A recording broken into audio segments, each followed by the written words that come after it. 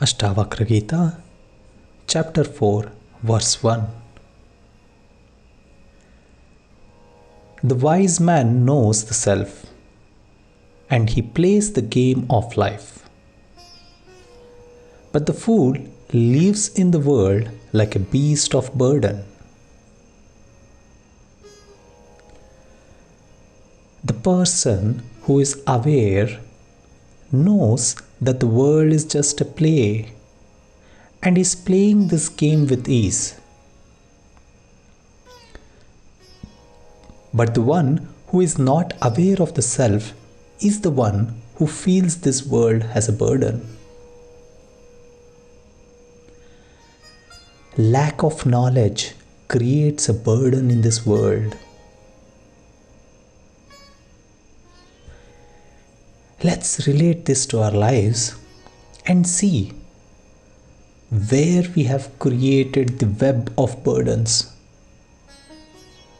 How, with the name of responsibility, we are sabotaging ourselves. Is this really love? And if we are doing anything without love, why are we even doing it? In this verse, the sage is also subtly talking about the difference between how a fool lives in this world and how a person with knowledge lives in this world.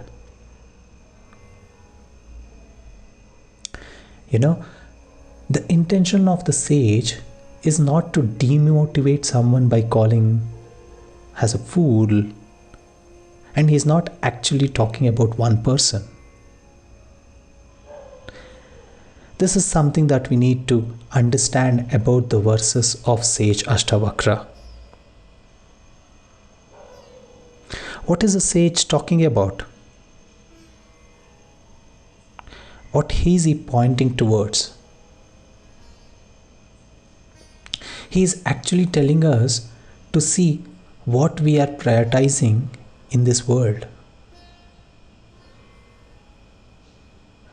If God and something else in this world is of same priority, then what are we doing with our lives?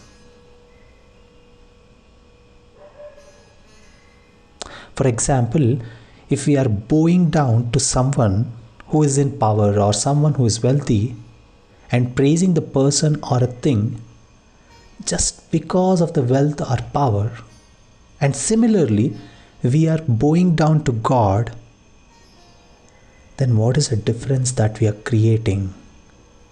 What is the difference that we have to this world and the Supreme?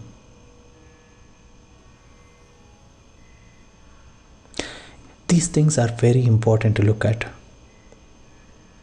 Our mind will try to deviate from these things.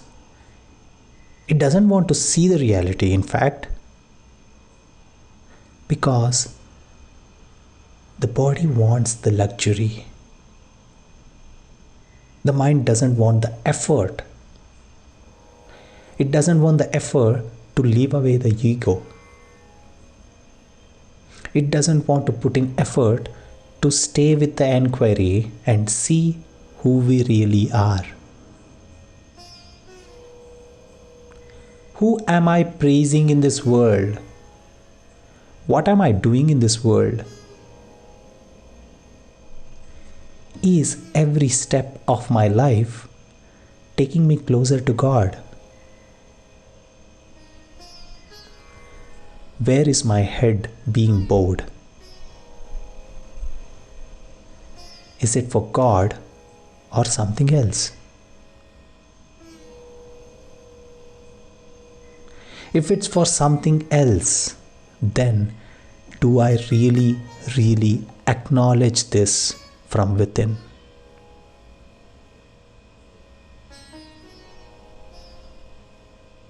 If you see from the vision of an ignorant person, then bowing down to this world and God is same.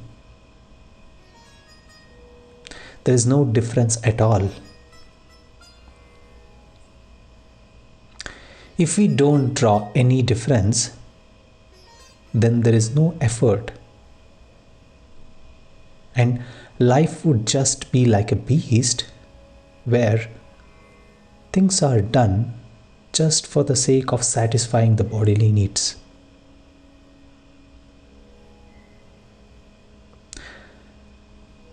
While the one who is knowledgeable also lives in the same world.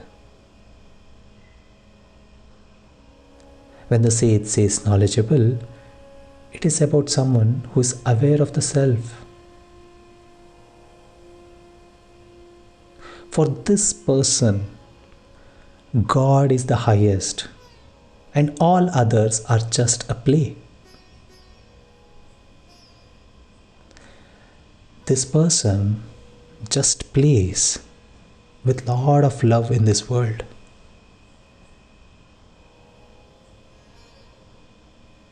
It's not a moral that the sage is talking about here. It's in fact very practical. Let's live this life with our heart filled with God's presence, then see how our relationship with this world be.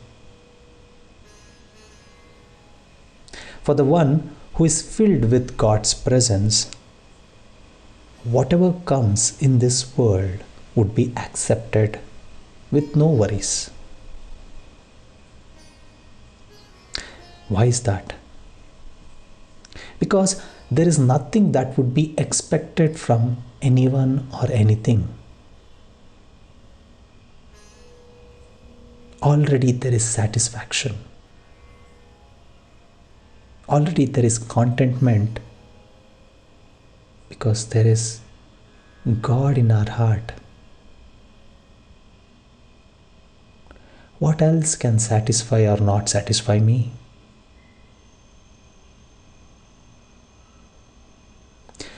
If we see in depth, the only relationship with the person who is aware is consciousness and the self. So now, renunciation or attachment is of no question at all.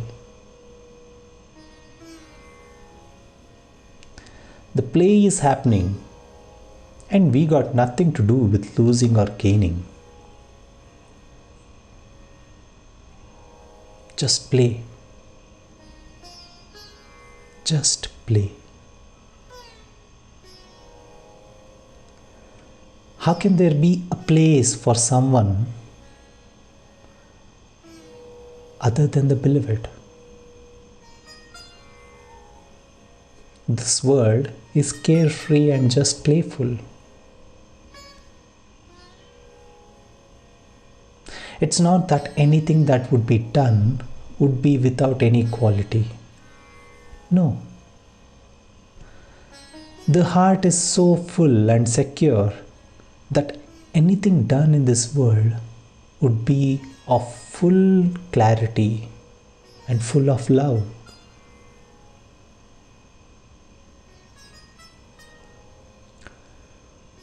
All actions are with love because none of it would be with any expectations.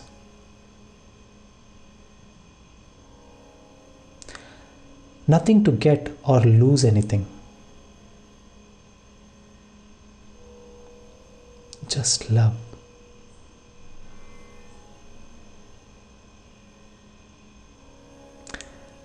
Let's contemplate on this freedom. Isn't this the actual freedom? Should we live in freedom of the ideas filled by this world?